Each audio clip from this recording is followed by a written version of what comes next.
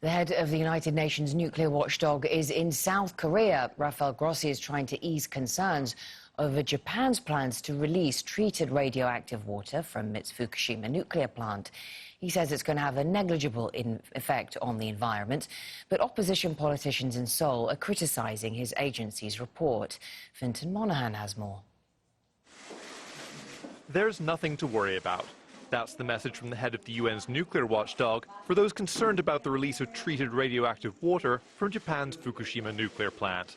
Our conclusion has been that this plan, if it is carried out in the way it has been presented, would be in line, would be in conformity with the international safety standards. We understand that preoccupations and concerns remain. Rafael Grossi is touring East Asia, seeking to ease tension over the plan. But critics among South Korea's opposition appear unconvinced.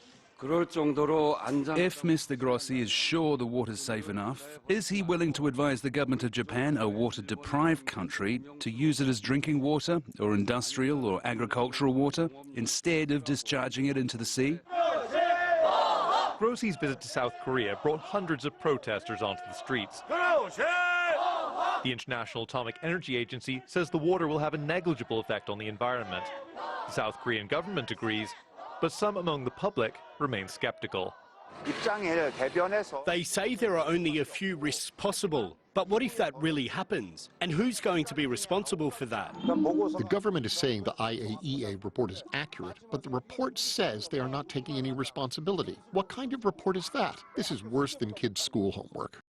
After a 15-meter tsunami disabled 3 nuclear reactors at the Fukushima plant in 2011, water was used to cool the cores of 3 of them. Ground and rainwater also seeped in. The water was treated and began to be stored in more than 1,000 tanks at the site. More than a decade later, they're now nearly full. 1.3 million tons of wastewater, enough to fill 500 Olympic swimming pools. Japanese officials say it needs to be removed for the plant to be fully decommissioned. The plan has sparked criticism in South Korea, China and North Korea, as well as Japan itself. No date has been set for the water to be released, but now that Japan has the approval of the IAEA, it's expected to happen soon. Fintan Monahan, Al Jazeera.